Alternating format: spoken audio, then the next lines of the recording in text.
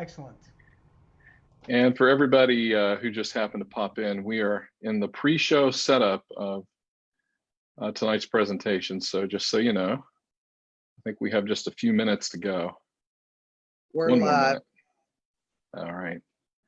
So one more minute until the real kickoff, and then Rob will be back and all that good stuff.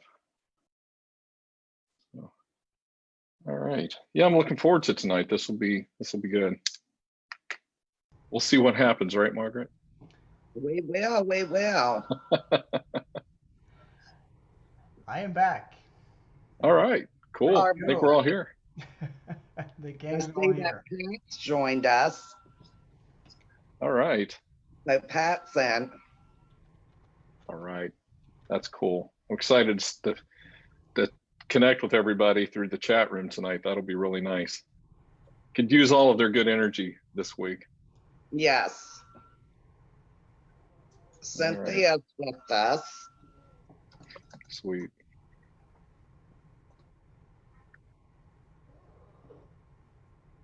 I have to tell you later on about the show my sister and I do called Chit Chat. We interviewed our first cousin, and she dropped a couple bombs on us that we had no idea, family things that happened years ago. And I don't even know how to process it. And it was incredible, but it was all live and wow. So yeah, it's what do we call that show? It's what's the point? Because we just get on and talk about nothing, and this time it got real serious. Whew. All right. All right. Should I start? We don't have but 2 watchers so far. Oh, okay. All right. So let me just give you a quick update on a couple of things that I'm doing. And while we're waiting for people to start logging in. All right. So yesterday I actually did a podcast. It's called Who's Afraid of Podcast with Nice. Bob Heskey. So we talked about all kinds of paranormal things, and that podcast is supposed to be live in the next couple of days, I think. And what's interesting there is that he was referred to me by Ruth Larkin, the Beantown medium, who's come to the Inspired Ghost Tracking meetings a couple of times. So she was actually involved with him on a film project last year, and now he runs a podcast. So he talked to me yesterday. That's really cool.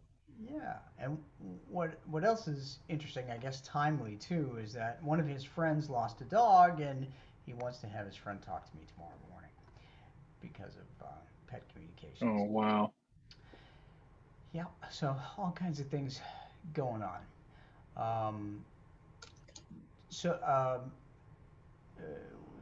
I'm also working on Pets in the Afterlife 3, by the way. This is kind of filler time. Pets in the Afterlife 3 is different from Pets in the Afterlife 2 and 1 only because it contains a chapter about how to cope with grief by a licensed medical psychologist. So that will help, who happens to be a friend of mine. And it's actually it's entirely focused on dogs. So there will be a Pets in the Afterlife 4 that's entirely focused on cats. Wow. No kidding. Yeah. So I love that. Everybody's going to get their spotlight. I'm not going to do snakes and reptiles. Could be interesting. I mean, if you could speak Slytherin from Harry Potter, it might help.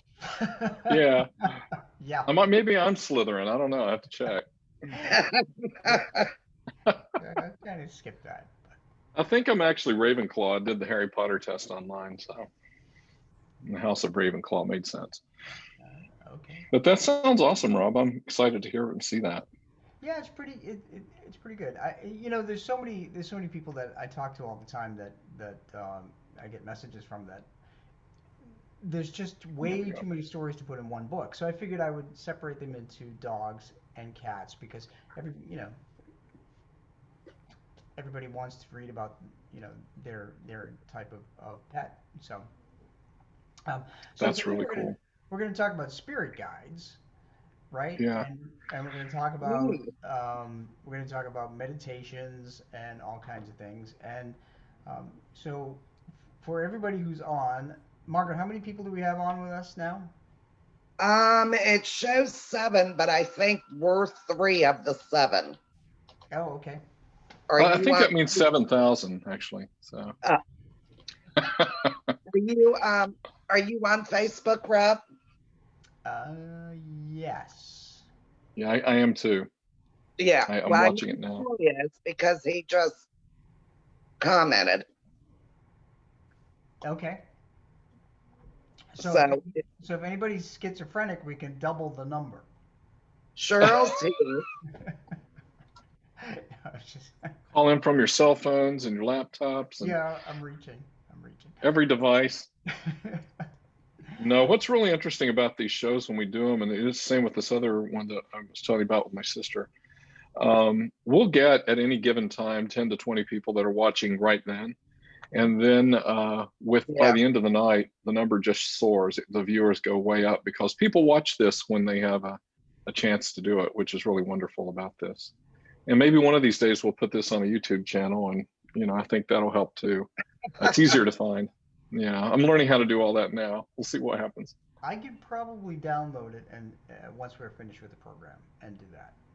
I want you to teach me how to download from Facebook. I couldn't find out how to do that. So, all right, thanks. That'll be cool. Because they're really cool shows, and the more we do this, I think the better we're all getting at it. And what I like about it is both of you are so conversational and just so comfortable that it's easy to just have a good conversation about whatever paranormally comes to our minds or through our spirits. And we like on the investigations, we never really know exactly what we're going to say until it just happens. Right. So I'd like to kind of lead off by giving a couple of definitions for everybody that's watching. So there's a difference between a spirit guide and a regular spirit, and a ghost.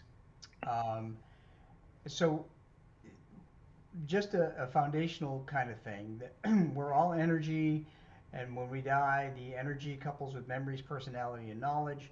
We choose to stay here, earthbound, at a fixed location of our choosing. That's a ghost. Or we cross over and join the energies of the cosmos or heaven or whatever you want to call the other side, and that's a spirit. Now, spirit guides are pretty special. And I want you guys to jump in because this is just my take on a spirit guide. You guys may have other takes on a spirit guide. I think a spirit guide may not necessarily be someone you know. It could be a human or an animal. In my case, I have both. And Troy, I think you have both. I do. Margaret, I'm excited to talk about that, actually. Margaret, do you know if you have a spirit animal and a spirit human? I know I do. I have not really connected to my human side. Oh, I was thinking it'd be the other way around, that you'd connect your human first, but you haven't. That's really cool. My animal was. So Margaret's just a total animal. That's what she's saying. That's what it is. No. Okay, so let's go to Margaret first, because Margaret is the founder of the Inspired Ghost Tracking Group. Yay. And Margaret founded Inspired Ghost Tracking, 10 years ago this year? Is that right? No, it was 2008. Oh, 12 years ago. Yeah. Wow. 12 years in October. All right. So I guess before we get to this, Margaret, I want to turn it over to you to give kind of introductions, and then we'll get into the spirit guides of everybody. I guess I'm kind of self-appointed host. That's all right. I'll work it. I'll work it with you. You've already done That's it. That's fine, Rob. You need to do. Hi, y'all. It's Inspired Ghost Tracking. Marsha. Exactly. guys are awesome. So of course, this is when we normally have our monthly meeting. And due to COVID, we are now doing most of ours live right here with everybody. The schedule that's coming up is a little bit, crazy. We're not sure what we're having or if we're having next month, where we're going to be. So it's just keep up with us and watch, and you'll see who's coming when. I can tell you Rob will be back with us in October. All right. And I'm going to be talking about case files from Inspired Ghost Tracking. It's a Nice. collection of our investigations that Margaret, Troy, and I and others have been on. So I'm looking forward to sharing that with you. I can't wait for the movie. I want to know who's going to play me. So I know it. Brad Pitt.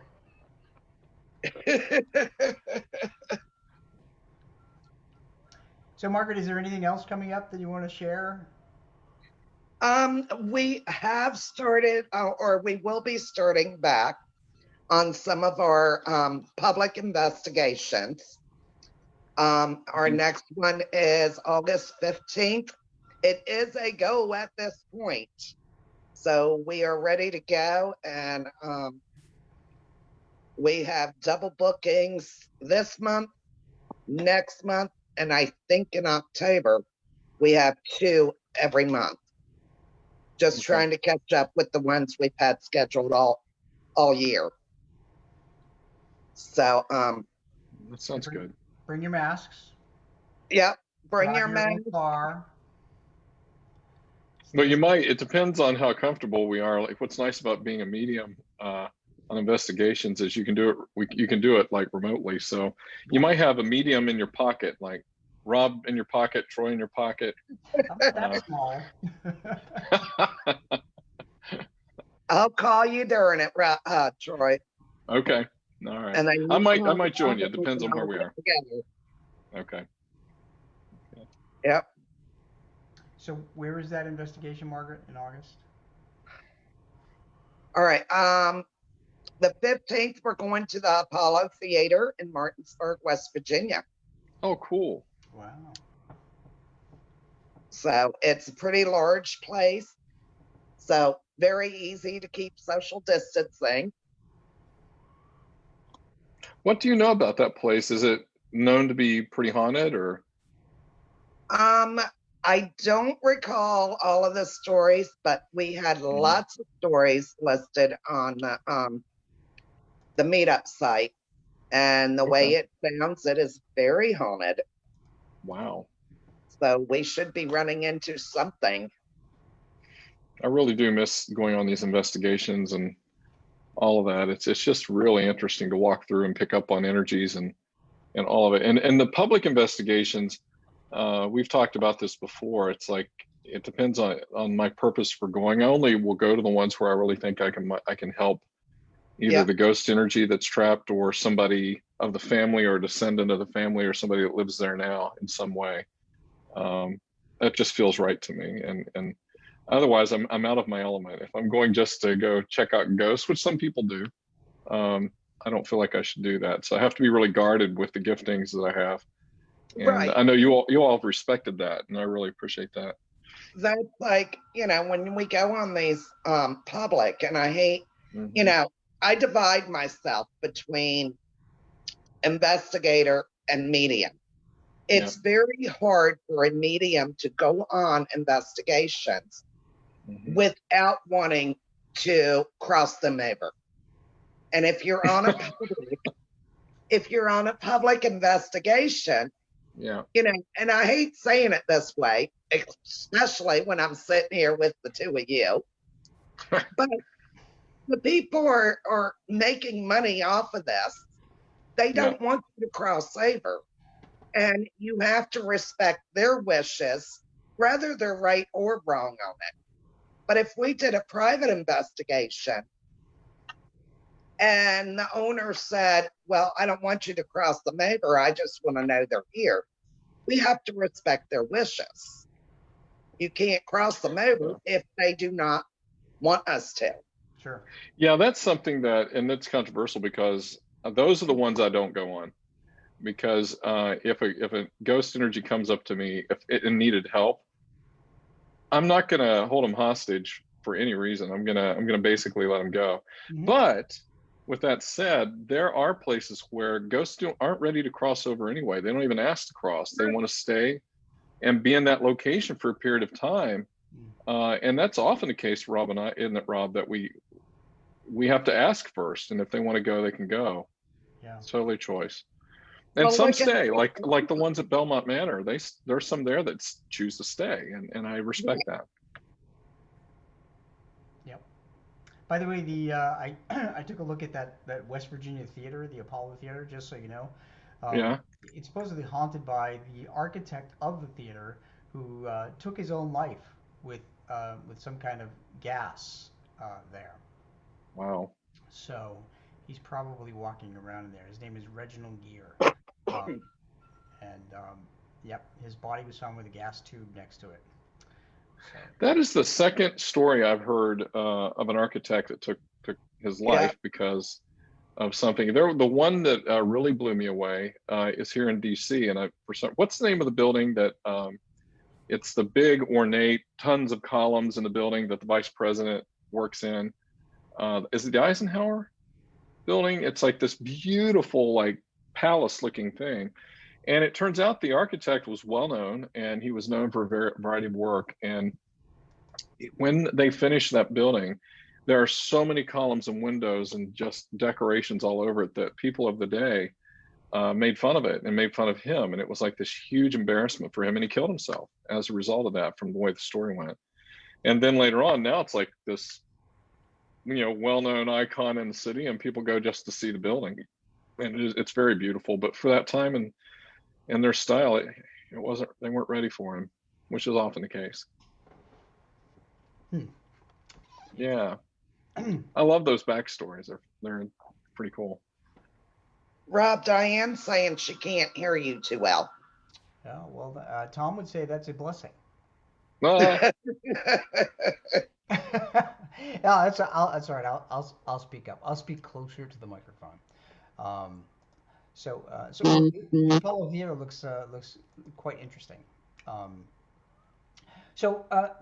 right. So now that we get the housekeeping out of the way, Margaret, you were going to answer what your spirit guide is, your animal spirit guide, before we go over to Troy. Yeah. Well, I bet you half the people sitting in our viewing could probably tell you before I ever get it out there. But mine is the wolf. A what? A wolf. Okay. Oh, okay. Yeah. All right. I thought she was going to say a cougar. No. I'm just kidding. Oh, no, he did not. She could come back with one on you, too, so you better be careful. Oh, I know. I'm just kidding, Margaret. Just playing with you. I know I have a little girl that's my joy guide. I don't remember her name, but it's a little girl that that Nancy told me about. And the only other one that I know about is I do believe that Archangel Michael is one of my guides. That's really cool. So, so the wolf spirit guide, according to what I can find here, it says the power of the wolf spirit animal serves as a guide for you to trust your instincts and pay attention to what they're trying to tell you. So wolf symbolism brings forth intelligence and loyalty and freedom and social connections in a really well balanced manner. So that's really you. You really do. It is. You're very loyal. You embrace freedom and social connections, and you're very well balanced, Margaret. So I think that's the proper spirit guide for you. And also that definition with Margaret watching her, that totally makes sense, that definition, because you also pay attention to your instincts wherever they go and whatever they are, and you're very honest about them, because it's almost like with a wolf, trusting their instincts is a matter of survival, really. And When it comes down to paranormal investigations and all of the things that can happen to people during them, it's just vital that somebody who's leading an entire group have that instinct. So that completely makes sense. Sure. So, okay, Troy, so let's transition to you, because when we All did right. our last Facebook Live, we did a meditation, which was about 10 or 15 minutes long, where I kind of took people through a scene to find their spirit guide, and Yeah. you played some bowls, singing Yep. bowls. My singing bowls, right? So maybe we Yeah. can And finish so, of this, but well, it turns out it's my spirit animal guide is Tigger from Winnie the Pooh. No, I'm just kidding. I'm totally in a weird mood, which a I need wonderful it. It's like good gentleman. energy. No, Rob, that meditation that you guided me through and people through when we did that was surprising to me, because I've done many meditations and I wasn't expecting me to connect as strongly as I did. And it was a beautiful one, and I'm still parceling out pieces of the meditation that we went through. And there's one part of the meditation towards the beginning where you're walking through on a path through a forest. And I've done that kind of meditation. You end up at a body of water and all of it. And it's a beautiful thing to do. And it really does help you connect spiritually with, power of water and air and light and all of it. But on this particular meditation, I just had this vivid viewing of the path I was walking on. And it almost looked like it wasn't stained glass, but the shadows through the trees were so brilliant and vibrant on that path. It looked like carved stained glass shadows and light all the way along that path. And I have to figure that out. And if that means anything at all, if it means puzzle pieces and parts, I don't know. And it was so powerful. And so when we finally got to the body of water and we paused during the meditation, and you're like, just say pause and see in the distance and through the mist if anybody who's there, like what's going on, what's happening. And so I did, and I wasn't thinking spirit guide. I didn't know what meditation you were guiding us on at this point. I was just thinking, okay, maybe it'll be energies from relatives or people I need to see. Animals, I wasn't sure, so I just kind of opened myself up to it. And one really strong male figure, dark hair, came through, and he seemed familiar to me. And so he walks around, and he's on the other side of this little pond area, and I'm meditating, I'm thinking about it. And then he, at that point, you said, the people that are coming through, whatever they are, those are likely your spirit guides, and see how many there are, who they are, maybe what their names are, and all of that. And then I recognized mine, who introduced himself to me about 4 years ago, and his name is Aaron. And he's, in my upbringing, I would have considered Aaron to be like an angelic being, an angel.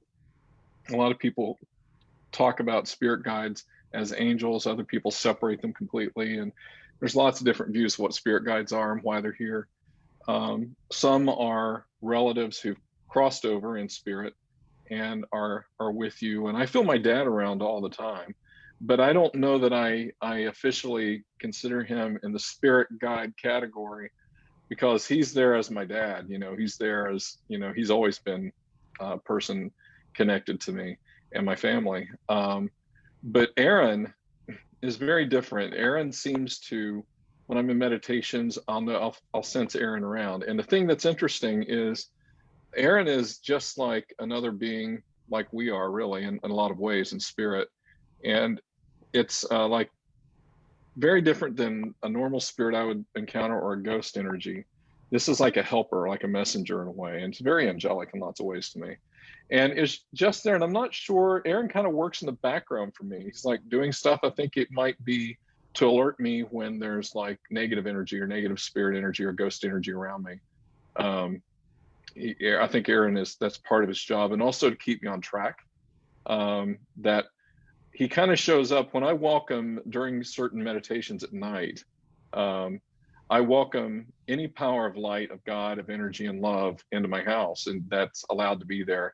Anything that shouldn't be there, I let God, energy and light figure that out and filter that out for me, because nasty ghosts and those energies are liars often, and they will try to deceive you, and they will come and act like they're your friend. A lot of people have these problems that we've encountered where they will befriend some sort of ghost, and it's almost like they become a familiar to them. They become like reliant on them. And this ghost ends up slowly over time sucking energy out of that person. They start getting sick. They start getting angry. The house starts just falling apart. The place is a mess. And it's just, people don't want to hang around them anymore. Their hygiene goes down.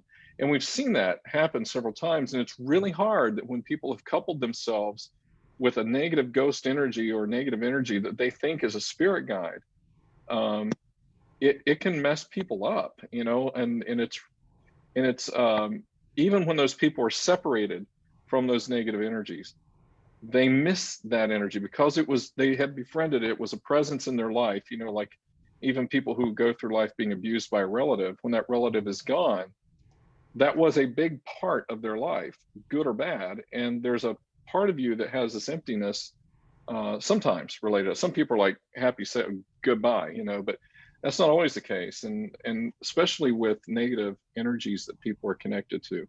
So once a person is separated from some negative energy or ghost energy that we've helped them with, or whatever you want to call it, there's additional work that needs to happen after that's over.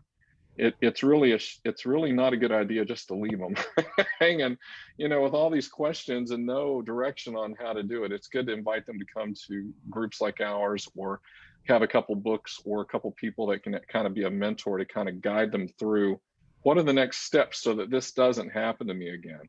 So I'm really, really, really careful in my house. When I call on, you know, God energy and light and anything that's good, any angel, any spirit guide, animal, person, whatever, I'm really careful with that. As a matter of fact, every so often, some people use oils, some people use sage, some people use whatever, but I go through in an act of faith.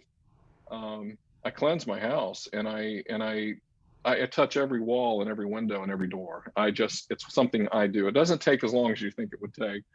And I go through the whole house, and just to seal this house and make it a place when people come to it, it feels like a place of protection, light, of energy. Something is different about this space when you walk into it, and that's what I want. And I want it to be a sanctuary for my family, so that when we go on these investigations, often people can unknowingly walk through bad energy and bring it home, or have an attachment and bring it home, and it can affect your family. And that is the last thing I'm going to let happen. And you don't have to let that happen. It's not that I can physically myself do anything about that. So if it's happened to you, no judgment. It's that I open myself up to light and God and protect myself before, during, and after every investigation, just really for that reason. A big part of it's for that reason, even in my car. And what Margaret will often do with us, and it's without fail, we'll have a circle and all join hands. And Margaret will start guiding us into a meditation. Often she'll turn over to one of us. I often guide it. I'll ask Rhonda sometimes to jump in, and Rob. And Margaret and Rhonda often call on Margaret's spirit guide, which is what you just said, the Archangel Michael. And I think that's really cool because Michael's shown up in a few of our investigations, if I remember properly, which has been pretty powerful and actually saved the day on one that we were back for a third time. And finally, Michael showed up, and wow, I mean, things changed. That was pretty amazing experience for us. I didn't know he was your spirit guide until now, so that totally makes sense to me. So Aaron, I'm not sure where Aaron came from exactly, if Aaron was a person or has always been a spiritual being or any of it. And one of these days, I'll know that as I need to know. So Aaron is one, and Aaron is, when I meditate at night and pray, often there are times where I have certain music, and I'll open my spirit in the house for any angelic or good energy to come in. And often I'll feel, you know, several angels or spirit guides come in and be there. And they're just a wonderful, protective, warming presence. And if ever I've had a case where even from here at my house, when I'm trying to tap into remotely into a location where I can't go, and the team is there and needing help, or somebody calls me and they want some help, and I go into a meditation to see if I can make a connection, I protect my house, I protect my spirit, I protect everything around me, so that that connection is only there as a help, and there's no negative energy that sticks to me or my family, because my family is just as important. You can't bring home one story. It's hilarious, and we have plants out in front of our house right now, Margaret, called ghost. Jeff calls them the ghost plant, and we always laugh about it. And it's because we went on an investigation, and it was an incredibly good, it ended well, investigation. And the owner, she was so thrilled that she was a gardener and had been out gardening before. And there were just these like lilies that she was like, getting bunching up and moving and throwing some away because she had so many. And then she just made us take flowers with us when we left as a thank you. And so I brought them home and planted them in the front. And Jeff's like, "What are those?" I'm like, those are flowers." He go, "Where'd you get those?" And I'm like, "Oh, from one of our investigations. The lady that her house was cleansed and everything's good, gave them to us." He's like, "You can't bring anything home from those investigations." And he was kind of teasing me. And I'm like, he's a little nervous. I said, no, this has all been completely cleansed. We're all good. And so I planted them, and they started to grow and take off, but they struggled for the first year. And then he was like, he didn't feel comfortable with them. So I actually went out and I think he pulled them up or cut them or did whatever. And then the next year they came up even stronger. And I think he did it again. And we have a whole front now filled with those lilies. They were so strong and coming back, and I love it because it just represents a real positive experience and good energy for me. So that's Aaron. Aaron comes in and helps me a lot. The other one, I had one spirit animal for most of my life, which is raven. And that is because I used to live on the Navajo Indian reservation for years. And I was there for a long time as a teacher, and got to know several elders and different people there on the reservation. And I noticed then that ravens would show up in threes and just land in front of me or land around me, and they would be there. And I noticed that, and I would always expect it. I would go to a new location. It would be the petrified forest or wherever, and a raven just out of that full desert would just come and land like right in front of the car, and then two more would show up. And now, as a matter of fact, where I live, there's a whole murder of crows, which are part of the Corvus corax family and line, but they're right across the street, and there must be 50 of them, and they just circle and fly around in the air, and they're often connecting and calling. They'll land in the tree when they see me and come and call to me at times. And so they've always been like, I really do pay attention to them. And when I see something out of the ordinary with ravens that happen around me, I call my Native American elder mentors and friends, and I'll explain to them what's going on, and they'll tap in and give me some insight into what that could mean and what to watch out for, or whatever it is. And so that still is very powerful for me. But the meditation that you did with me, Rob, and with the group, when I got to the water and you said, look around, see if there are any animals in the midst or coming out of the midst. And I noticed this animal that I had never seen before, I don't think, walked up to Aaron, and it was a big cat, like the size of a mountain lion kind of cat. And it was white, and it had black spots all over it, almost like a Dalmatian, exactly like a Dalmatian. I thought, oh, wow, I must have had pizza or drink some wine, or I had no idea why I was seeing this spotted cat that I didn't even know existed on Earth. And it walks up to Aaron. It's huge, and it just goes up kind of like a cat would, lays across his chest, very gentle, has its head on his chest, and he's just kind of caressing it. And then you said, and I realized at that point that was a new spirit animal, spirit guide being introduced to me. And it gives me chills as I talk about it. So I was thinking about it. I'm like, what could that mean? I'm like, I don't get it. And then about 3 days later, a friend of mine on Facebook posted a picture of a zoo where this baby cat, little leopard cat, was born, and it was a snow leopard. Mm-hmm. And they exist, and they're rare, and they live in the Himalayas. And this kitten was exactly like what I saw. And so I jumped online, I started looking up everything about snow leopards, and it was exactly the animal I saw in that meditation. And so when I started reading about that, I was texting Rob in the middle of the night because I was just like really freaked out about seeing this new spirit guide.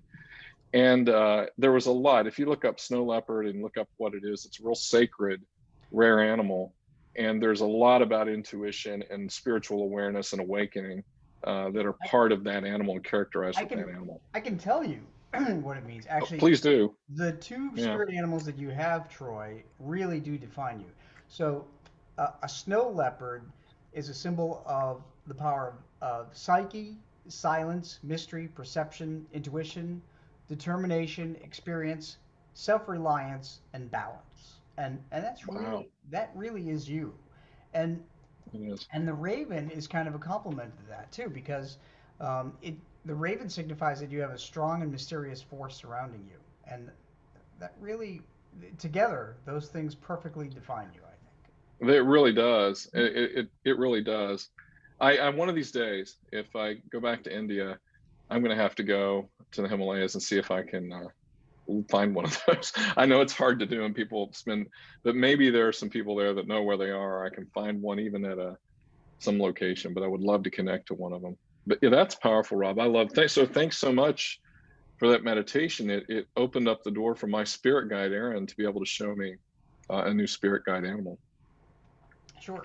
So, so what's interesting for the people who are listening and watching tonight is that a spirit guide does not necessarily have to be someone you know. Right. Often it's not. But once in a while, someone that you do know that passes over will become a spirit guide. Now, one of my spirit guides is a human. It's an older man named Jacob. And it was thanks to Nancy Turner. I'm going to give Nancy a big shout out here. She did the first meditation I've ever been involved in, and it was thanks to her that I was able to find out who that was, because she walked people through kind of a same scenario. My other spirit guide, as it turns out, is my dog Buzz that passed away. This oh wow! And he is forever guiding me. So for the folks that are listening, what a dog spirit guide means is that a dog spirit guide talks about patience, reliability, and obedience. And it focuses on protection and guardianship and service. So I like to kind of think of myself that way in some I think so.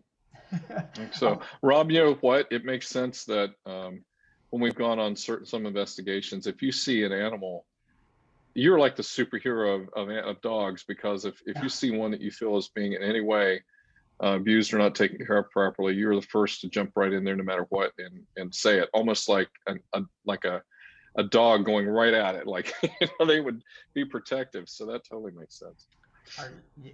Are you recollecting the Dirty House investigation? Yes, that was the one I was thinking of. But you've done it before too. Yeah. Yeah, I really hate seeing animals mistreated. There's another part to the dog spirit guide too. It says a dog spirit guide is selfless and never asks for praise or expects anything in return. So I mean that really does define a dog to me.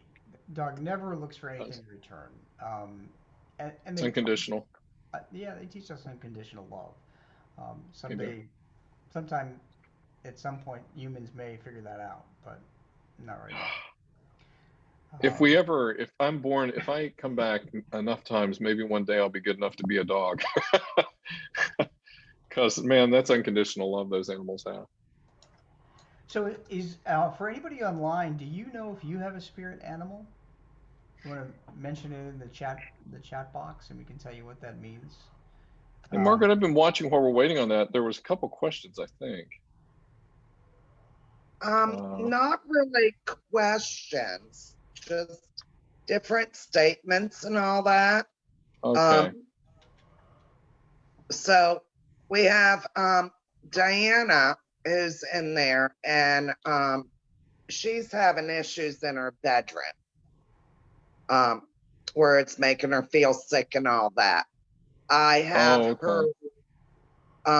She's going to email me with what's going on, Okay. so that maybe we can Okay. help her. She All has right. never, she doesn't know how to meditate and not Mhm. sure how to find her spirit guides. Okay. We can help. Our Diane was asking for us to put it in writing or to write it down. There are several guided meditations on YouTube. I have used them Mhm. myself and they do help. That's Just good. remember that you gotta keep yourself in like a quiet place when you meditate, and you have to relax, get rid of all your thoughts, try to. And you can do this on your own in your own home. So if you can't get with somebody else, then try it on your own.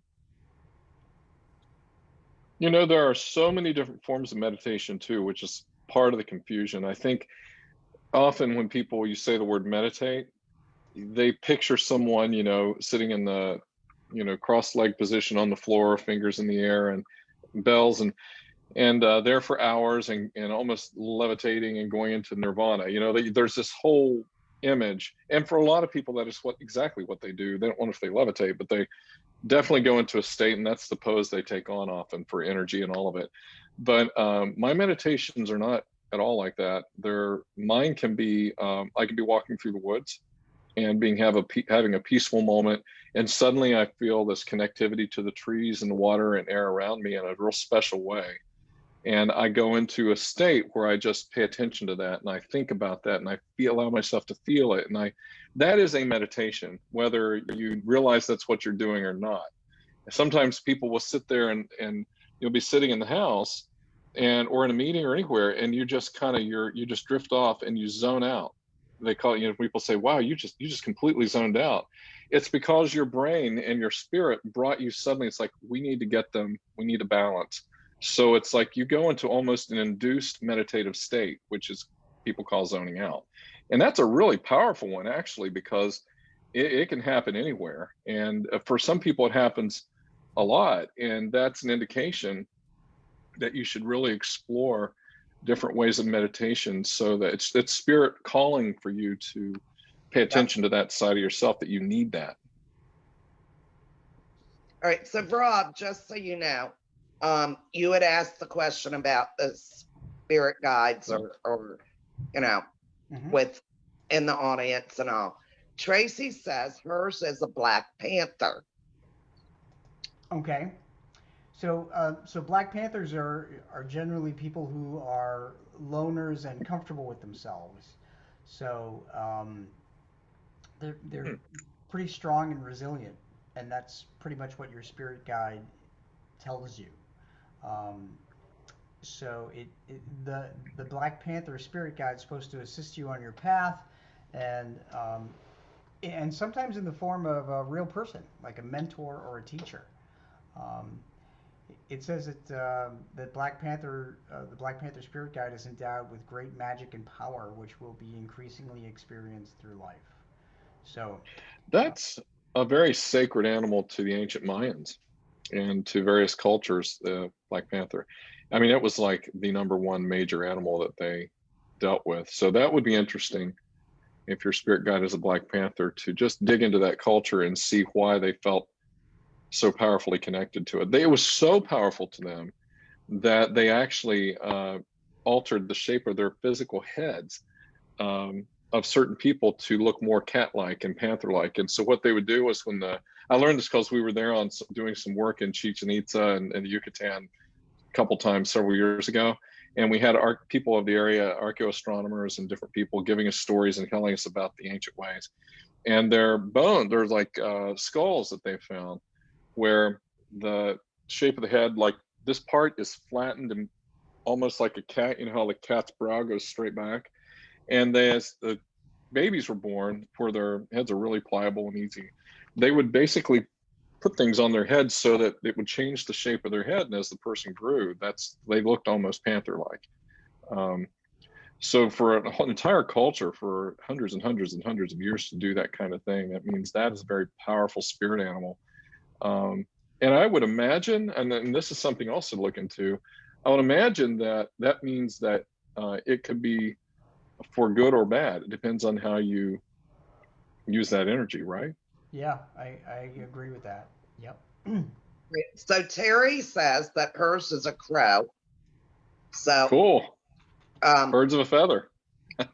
you know, and she is a medium, so she's right in there That with makes sense. you. Yeah. Diane says that she's been told a raven, but she's also been told a wolf. She doesn't know. Cheryl says a wolf and also a bear, so she's not sure. Oh, So we know about the wolf and all that. What about the bear? So, well, let's talk about the crow for a minute. Let's go back for just a second because the throughout history, the crow has been associated with positive and negative things. I mean, there's similar to what you were saying about the Black Panther, Troy. It's been associated with life magic and the mystery of creation, and with destiny, personal transformation, intelligence and a higher perspective, and also someone who's very fearless, and yet also flexible and adaptable. So those are really good qualities, and that's what your spirit guide kind of trains you to do, or trains you to be like, more flexible, more adaptable. It does say though that the crow can be mischievous and a trickster. So yeah.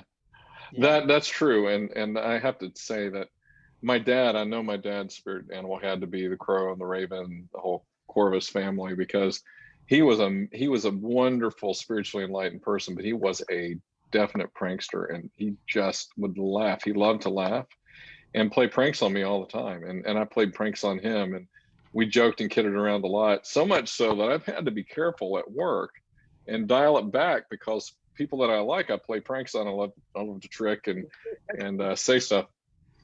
So that makes sense. So who was it that said their spirit animal is a bear? Cheryl. Cheryl. Okay. Well, Cheryl, the meaning of a bear spirit is strength and confidence, and the ability to stand against adversity, and take action and show some leadership. So I can see that with you. Yep. Yep. All right. And I'm responding to one.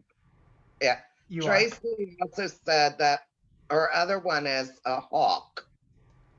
Oh, wow. Oh, that's interesting. So kind of a hunter, I would say. So, Rob, here's something for you, because this is kind of a question, but going back to the Diana with the situation in her bedroom and all.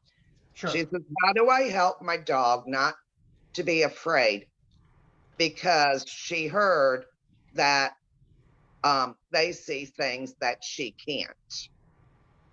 And her dog's afraid of whatever it is in her bedroom.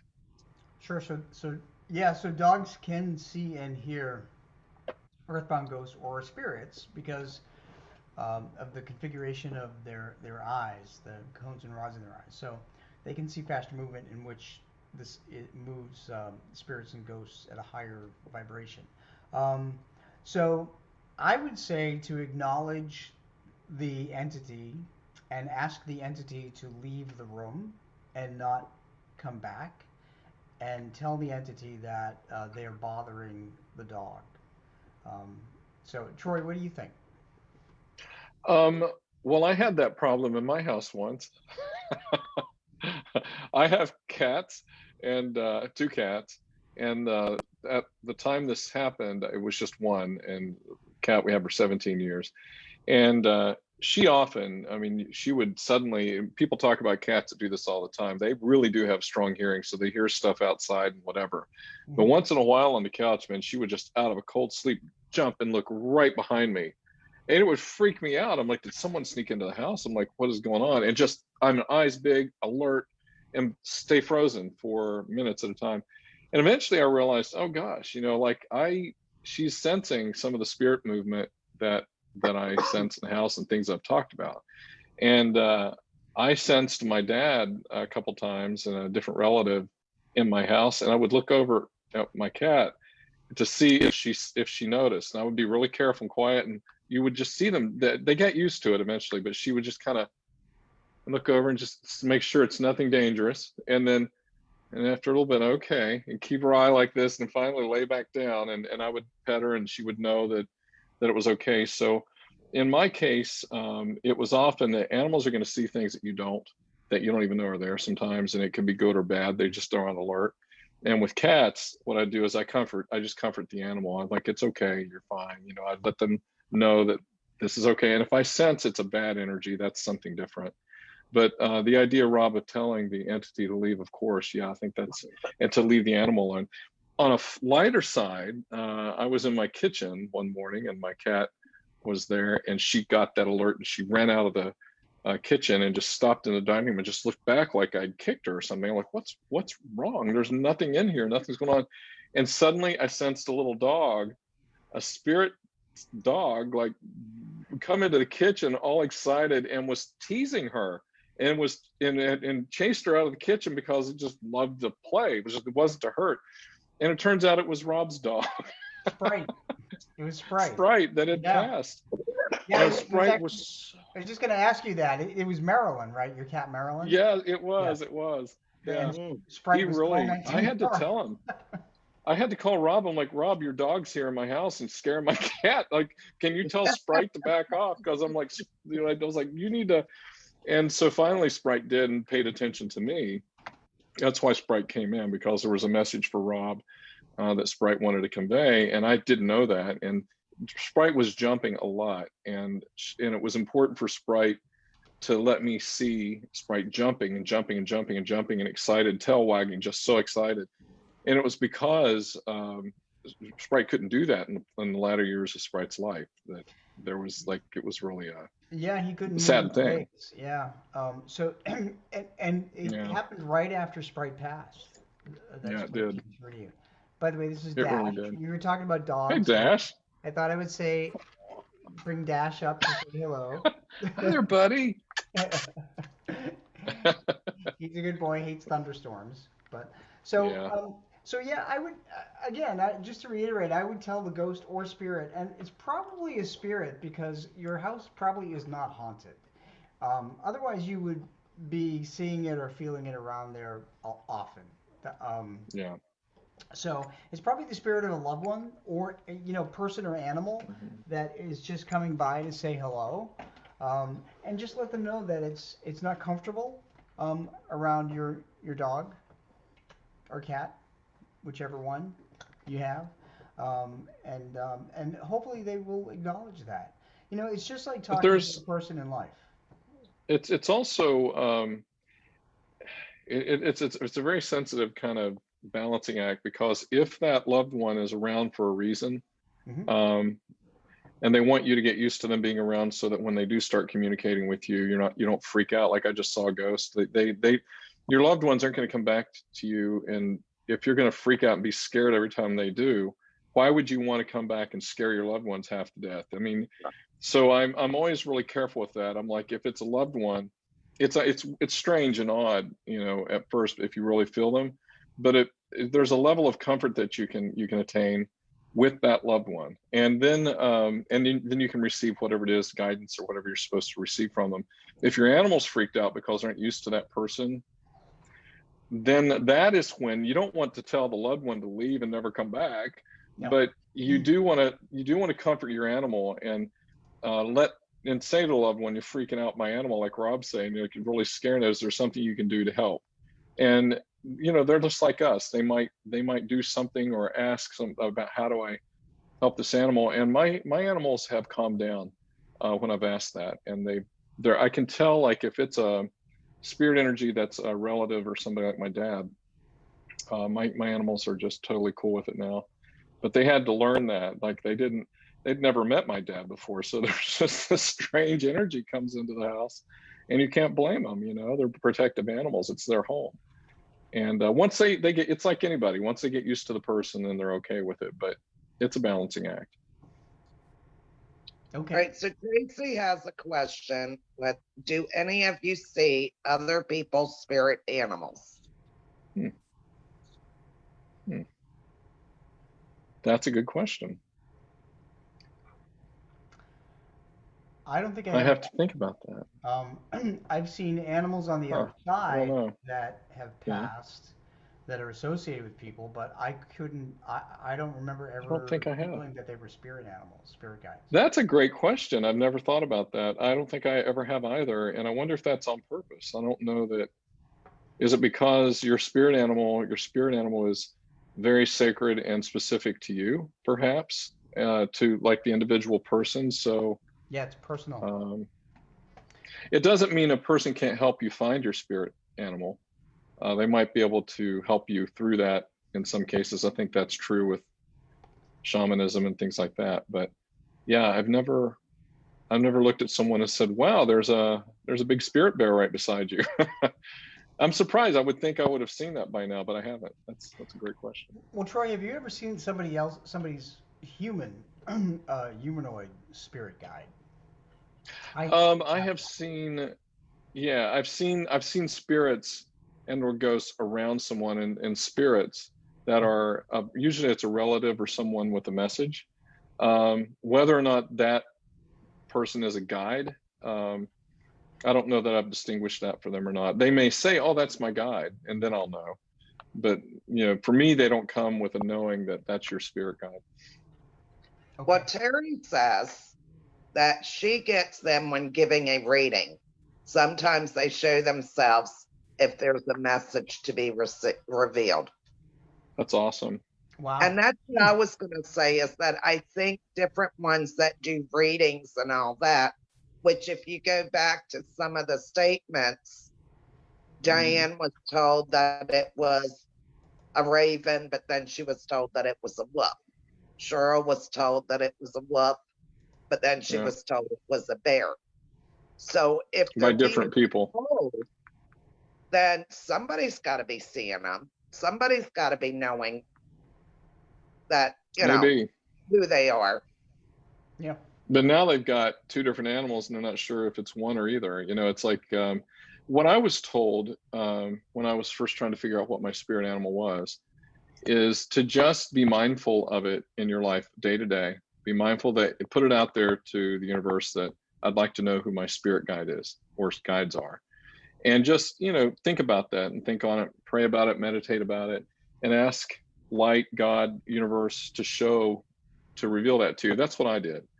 And they said sometimes you'll notice when you see a certain animal, you have a feeling almost like chills or like you want to cry or you just feel a unbelievable connection to an animal for some reason, a certain type of animal.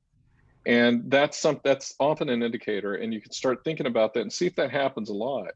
And it may be because that is your affinity towards your spirit animal that's been around you your whole life in spirit, and you just never identified it. They also said keep your eye out because it could be an animal that's in your local area, like a crow or a raven or some type of cat or a dog, and just see if they come to you. And like mine, the ravens came in. There would be one, then there would be three, and they often look for the other two every time I see one now. And so then I realized that was my spirit animal. That way, the snow leopard came through meditation. I've never seen one in real life, so maybe one of these days I will. Well, Cheryl corrected me and said that she saw them. She wasn't told them. So that tells me Oh, that, you can have two, you know, spirit animals. yep, I do. So it could be that she has both of them.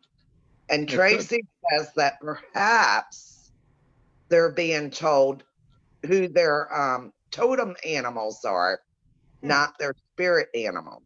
Okay, so Mm, so a totem animal is it's an animal spirit that stays with you your entire life, and it's there to guide and protect you, and it's often it's often gifted to you before birth, and sometimes they're mm. passed down through family lines. So it's not a that's the difference between a totem animal, one that can go through family lines, versus a spirit guide. We learned something new today. About that, I love that. Yeah. I'll dig into that.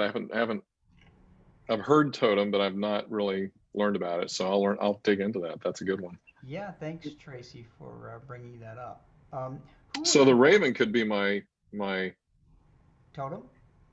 totem. Yeah. And then the snow leopard could be the spirit guide that has just showed up that I learned about recently. So who had the that hawk? could be. Whose spirit animal was the hawk? I think that was Tracy. Okay. So I took a look at what that means, and it says the hawk is the messenger of the spirit world, and uses the power of focus, takes the lead when the time is right, and it gives you the power to see very clearly. So there's a very strong connection with spirit and spiritual awareness there. So that would make sense for Tracy. And she said that was her totem animal. Mm-hmm. Is her hawk. Yep. So one person asked, can a squirrel be your spirit animal? Because I see squirrels, they come to me all the time. And in some ways, it's like, are they just kidding, Joan? Because squirrels are everywhere. But yes, the answer is on the serious side of it, yes, it could be a squirrel. Why not? And they're finding out that squirrels are way smarter than people have ever realized. They are brilliant little creatures. They get a bad rap because they're everywhere, and people, I don't know. I think they're awesome. I feed my squirrels, so they come to the house. But if you get a feeling, again, if you have a sense of a connectivity to that animal that seems more than other animals, then that is why you should definitely investigate that being your spirit animal and see how that goes for you. Or totem. See, that's what I was told, because I've always been drawn to the wolves. I've collected wolves throughout the years. I got pictures and statues and, dream catchers. You know what? That just reminded me, when my dad passed 3 years ago, I didn't realize that he collected elephants. He had this whole collection of elephants of every kind. Get out. Yeah, on his shelves, and it was just everywhere. And he never talked about it. And yeah. So I should look that one up. Do you know that when we first logged on here, the first one I looked up was an elephant. What? No, I get chills. All right. I swear. The first one I put in elephant. Wow. That's Dad, all right. Well, That's so cool. What's it mean? Years ago, elephants, that's so cool. People thought that elephants brought good luck. So they always had like statues of elephants. I used to have little knickknacks of elephants. Oh, did you? Because I was told, well, they were passed down from my grandmother to my mom to me. And it was always said that elephants were good luck. Okay. But only if the trunk is up. My mother used to say that. Yes, that's Is that right? It. Yeah. I didn't know that. Yeah. Wow. So I'm definitely going to be looking for elephants. Yeah, my mother used to collect little elephants. Really? Yeah. Yeah. So that is interesting. So an elephant means that it indicates your level of intelligence. It says you're wiser than you let on because you know when to flaunt your gift and when to downplay it. Oh. And it says, okay, that like your elephant spirit, you are blessed with a good memory. My dad, he was gifted he was one of the most gifted people I know, and spiritually. Yep. And he was very humble about it, and very careful about the way he talked about it. And he used it very humbly and cautiously. And there were things and experiences he had that he told me about, but he didn't tell other people about, unless they directly asked or needed to know. And I had no idea until I asked that he had paranormal experiences and that he had gone to people's houses and helped them when they had energies in their houses, just like I do now. And I didn't know that he did that somewhat too. but that So makes sense. there are a couple more qualities of the spirit animal elephant that really resonate with your dad, I think.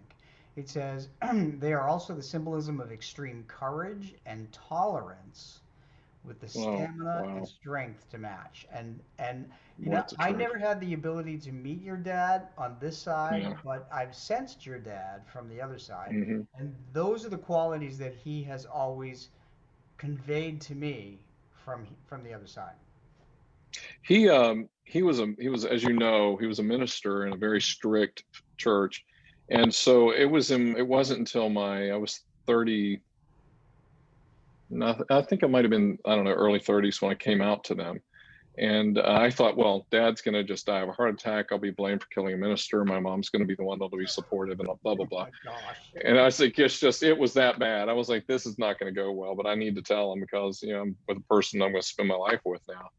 And Dad was the one and he was like the elephant character. I mean, he was very not only tolerant but loving, and he just said, "You're my son. I'm going to love you." And Mom for 9 years freaked out, but she finally came around. That It was was my mother. opposite, but Yeah. yeah, it was pretty bad for her. And it was groups like PFLAG that actually helped me be more patient with my mom. And they said, "How long have you known about yourself?" And I'm like, "Well, since I can remember." "And how long has your mom known?" I said, "Well, she should have known my whole life, but she said she's only known since I told her." She goes, "Well, you've known 20 some years. She's now known, what, 3 months? Give her some time." I'm like, "Okay, all right." All Somebody right, so Yeah. Diane, you know what the significance in the dragonflies? Dragonflies is a spirit animal. Yeah. Uh, They're um, a powerful symbol. yeah. um, well, Aren't they about the same as a butterfly with the change of life and all that? it is. It symbolizes change and transformation, and but it also symbolizes being open to experience new things, um, and it's about unfolding along your personal journey. So it also resonates with wisdom and deep thoughts. Yeah, when you talk about things like dragonflies and butterflies and I guess insects and those kinds of beings, Hmm. those are often used by relatives who have passed to come back and let you know they're around. It's real Yes. strong symbolism. I've definitely Yeah, had that experience too. Oh, is it? mine's butterflies. Yeah. Whenever my brother's around me, I there's butterflies around. I tell you, butterflies and dragonflies and these kinds of beings are busy little creatures because, man, they're such a symbol for people who've died, and they have to be on call. It's like, oh, there's Margaret, fly over there, say hi. So what's interesting So about the butterfly is that it symbolizes the psyche, and it also Yeah, signifies resurrection and the need to meditate to take the road to enlightenment. So, um, so I think that's why the butterflies are often used by spirit because it symbolizes resurrection. And that's really cool. Sprite, that you mentioned, my dog Sprite, gave us a yellow and black butterfly the week that Oh, he passed that behaved very oddly. And um, just a note for everybody that's listening, if you see a butterfly or a dragonfly, um, it doesn't mean that it's from a spirit. It has to behave very oddly, maybe stop and hover around you, yeah, almost like staring at you for a while. Just behave erratically. And also check the date.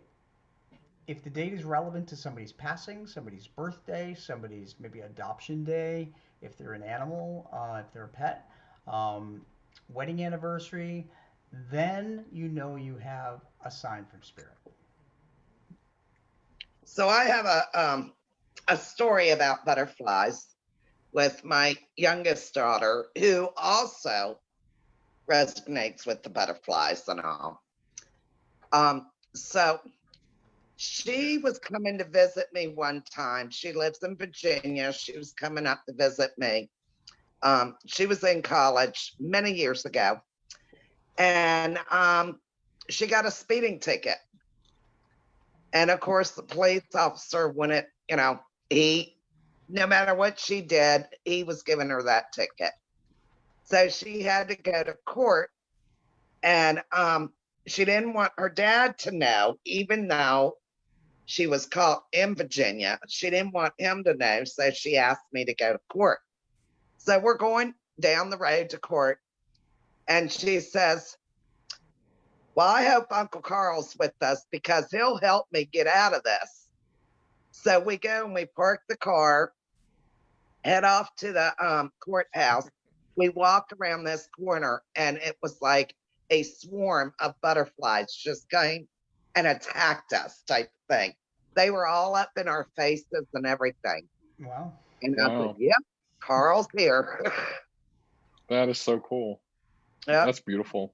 And she did get out. I was in India one time with the dragonflies, and that's a symbol that my dad has used to let us know he's around. And I was there, I'd given a talk, and they were showing me around this really cool, beautiful area in northern India. And I was walking through a field, and there must have been 5,000 dragonflies. They were everywhere. I've never seen anything like it. And you would walk, and they would just fly around and land, and just everywhere. It was like a snowstorm of dragonflies. It was just extraordinary. It was just beautiful. So you can imagine, I was thinking, oh, hey, Dad. Exactly. Before I found out they were connected to spirit, they used to freak me out. So. Yeah. They're beautiful. But Tracy says that dragonflies have an extra set of wings for the angels to fly down to Earth on and give us messages. Oh, that's a sweet way to look at it. So I actually remember reading a story that really touched me about a mother who lost her son, who was in the military. I think he was in Iraq. And when she went to visit his grave, she got a message loud and clear from him. She said that there were suddenly a swarm of dragonflies only around his grave. Only around his grave. Nowhere else in the entire cemetery except for around him. And when she took a picture, there was actually in her photograph there was actually the shadow of a man standing next to the grave. Oh wow! Yeah, it was no kidding. I remember reading that, and seeing the picture. But that is really, really cool. So they can be your spirit animal, I suppose. Butterflies and dragonflies. So, would anybody like to go through kind of a 2-minute guided meditation? Sure. Do you have your bowls there, Troy? I do, actually. Let me see if I can move one of them around. Okay. I'll get this bowl out of the way. It's my glass of wine. I guess everybody needs a drink on a Friday night, I guess. Amen. So here's one of the bowls right here. So. Isn't that your margarita bowl? That's going to be in about 15 minutes. Oh, I see. So if you guys want to come over, margarita's going to be shaken soon. So it's the size of a planter for a tree, for God's sake. They're huge, and it's hard to see it with this virtual background, but this is what they look like. It's basically crystal quartz, 99% quartz, and you can you hear that? Yes. Yeah. And then as you do that, you can run the around the rim. If I get in front of it, you can see it. Yeah. And then I have different notes that can be played as well. And they align themselves with people use them for chakra centers and energy and all of that. So I just felt in the last year I needed to explore this, and I've never ever done this before. And I'm learning as I go. So there you are. Okay. You ready? What would you like me to do? You want me just to play them for a little bit and then you guide us into meditation? Sure, I think that'd be a great thing. Margaret, what do you think? Sounds good. All right.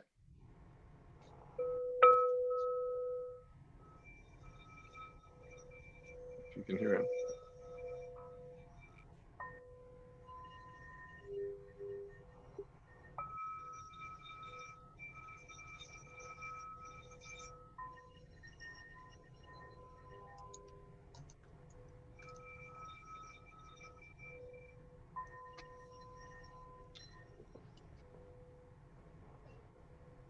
So as Troy is playing the singing bowls, I want everybody to turn up the volume a little bit. And I invite you to take a deep breath. And I want you to close your eyes. And I want you to listen to the bowls just for about 30 seconds.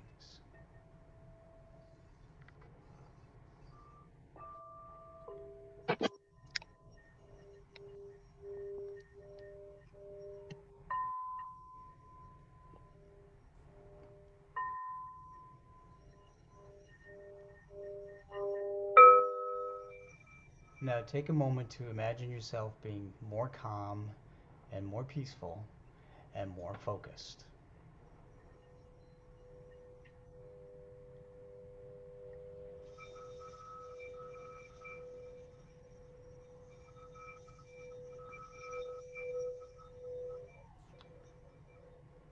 As you allow your unconscious mind to create an image in your mind of where you are, let it be somewhere very peaceful, whether it be a forest or a beach, or maybe in a field where you hear the bells of a church in the distance.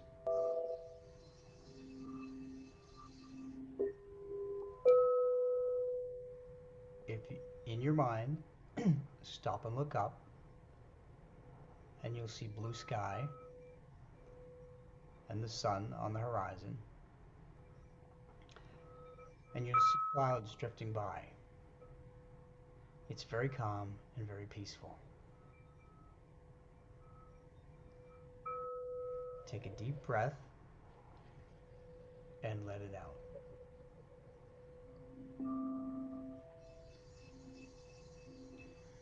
Remember this feeling after the meditation, and remember the vision that you're seeing so that when you're stressed in life, you can come back to this place.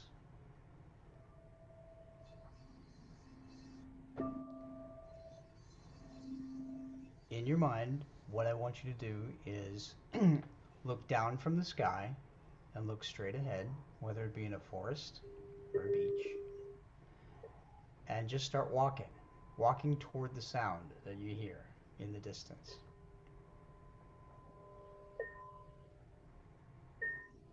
If you're in a forested area, you will come to a clearing. If you're on a beach, you'll be walking slowly along the beach.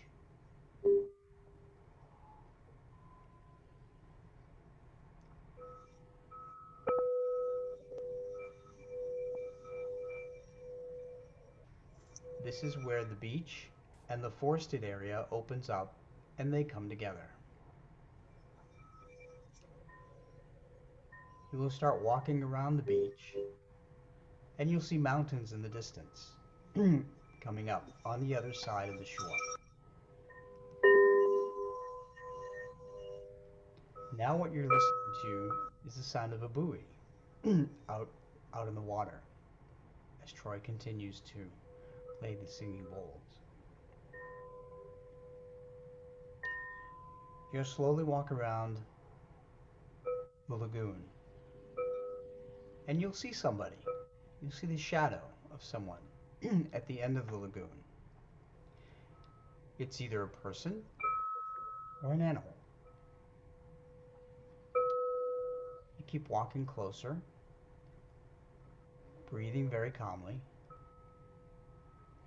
listening to the tones in the back, and hearing water just lapping up on the shoreline as you get closer and closer to that person.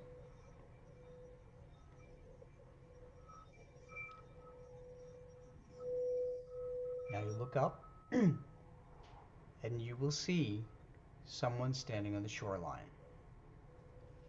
It may be an animal or it may be a person. That will likely be one of your spirit guides. Just acknowledge them, thank them, and we're going to turn around and we're going to walk back down the shore. Continue to listen to the buoys in the back with the tones. You'll walk back down the beach. You'll see the forest come up again, and you'll take that path.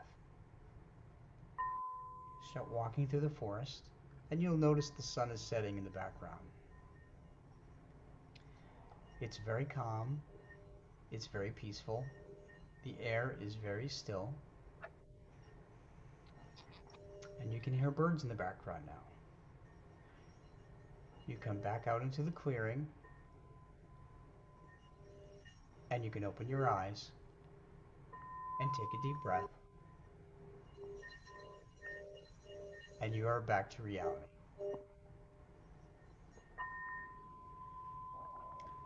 So tell us what you saw and tell us what you learned. Well, that was cool.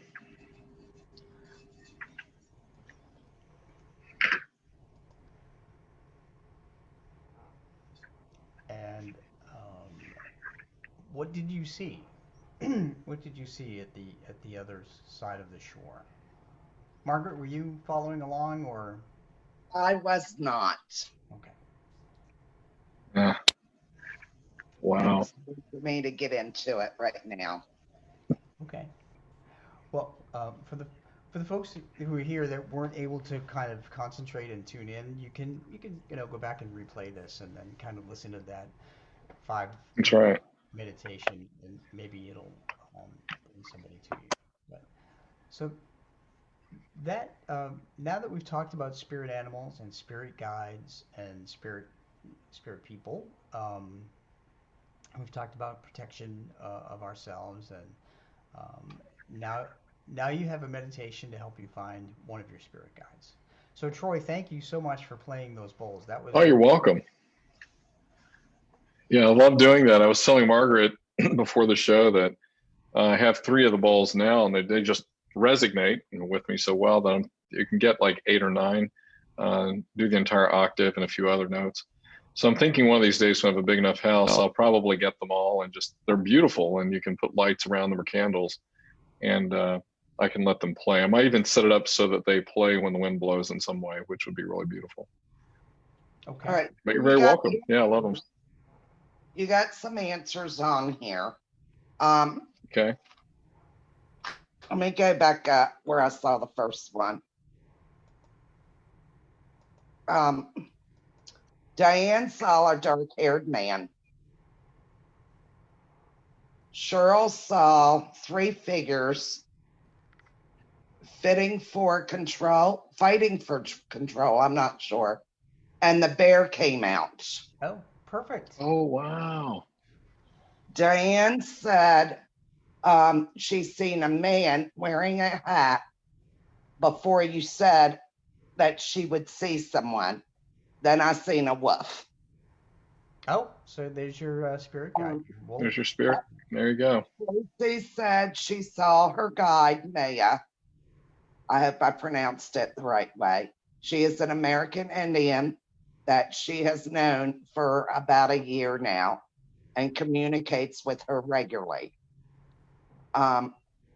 Renee said that they were all so relaxed, we fell asleep. That'll happen. She said she loved the singing bowls. Oh, thank you. Yeah, I do too. Awesome. Yeah. Okay. Yeah, they're available on Amazon, so that's where I got mine. Just look up quartz singing bowls. And I did a lot of research and looked around, and you can get metal bowls, you can get crystal bowls, and I thought, I don't know, these crystal ones, somehow crystal vibrates well with me, and so I ordered those, and I can't tell you how great they are to have in the house. Well, Yep. again, thank you for playing those. It sounds like Oh yeah, some of the folks that were listening or tuning in were able to see the Yeah. spirit guides. So that's that's pretty amazing. cool.